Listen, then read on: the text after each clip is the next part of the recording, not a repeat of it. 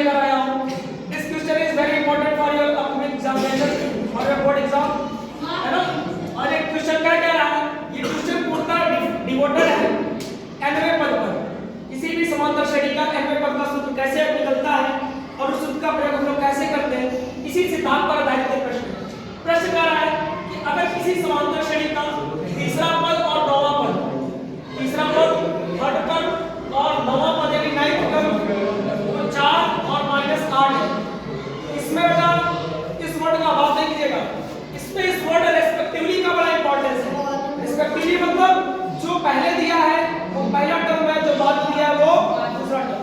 जैसे यहाँ पे थर्ड दिया है, इसका मतलब थर्ड टर्म हुआ 4 और नाइन्थ टर्म क्या है -8। अच्छा थर्ड टर्म 4 है और नाइन्थ टर्म -8, मतलब समांतर श्रेणी की वैल्यूज लगातार घट रही है। समांतर श्रेणी की वैल्यू लगातार घट रही है, इसका मतलब ये डिक्रीजिंग मॉडल का समांतर श्रेणी है। हम लोगों को तो दे रखा, पहले बहुत बेसिक स्टार्ट करते हैं, ठीक है। यानी अकॉर्डिंग टू क्वेश्चन के according t3 equal to 4, t3 equal to 4, this implies that a plus 3 minus 1 into d is equal to 4, this implies that a plus 3 is equal to 2। हम इसको मानेंगे question number first, question number.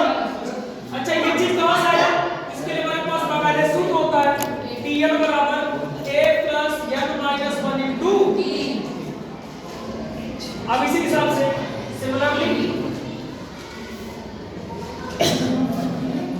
हमारे पास क्या है t9 equal to -8, t9 equal to -8। this implies that a plus 9 minus 1 into d is equal to -8। this implies that a plus 8d is equal to -8।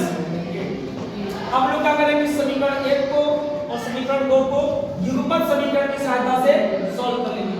इसके लिए हमारे पास कई विधियां हैं, कोई विधि आप प्रयोग कर सकते हैं।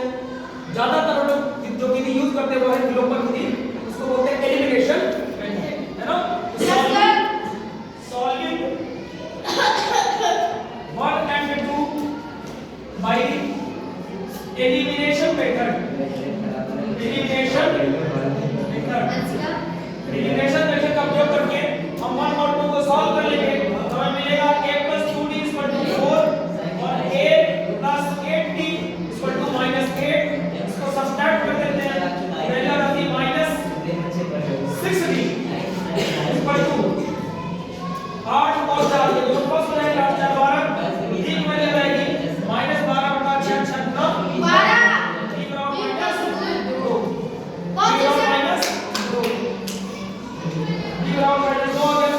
और ये बचेगी क्या, अब ये बचेगी a की वैल्यू, d की वैल्यू कहीं पे भी लाकर ये कर लेते हैं, यहां रख लें, मिल जाएगा हमें a plus 2 into -2 is equal to 4, a is equal to 4 plus 4 is equal to 8।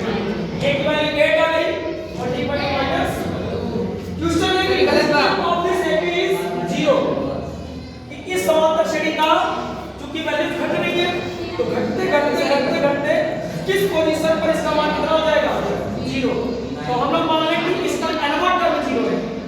nवां term sir nवां term 0 है, क्या चीज nवां टर्म 0 है ना। हां अपने सपोज कर लेंगे लेट nth टर्म इज 0, तो इसका मतलब हो जाएगा a plus n minus 1 into d is equal to है। अब करो a के स्थान पर वैल्यू क्या रख देंगे, a plus n minus 1 into d के स्थान पर रख देंगे -2 is equal to 0। इसका मतलब -2n plus 2 plus 8 is equal to 0 is equal to 0, -2n is equal to -10, n is equal to 10/2, 2 5 जा, इसका मतलब n की वैल्यू क्या होगी। This is your final answer. Now fifth term of AP will be 0। यहाँ समझना बहुत बढ़िया क्वेश्चन। Yes sir. मतलब कि नहीं खाली नहीं कर रहा, मतलब ये श्रेणी जब बढ़ाते जाएंगे तो हम लोग आगे बढ़ेंगे सीरीज में, लेकिन पोजीशन पर 0 हो जाएगी, पांचवी पोजीशन, इस पोजीशन पर एक क्वेश्चन। बहुत बहुत धन्यवाद, आप लोग बात नहीं किए, वीडियो बंद कर दो। क्या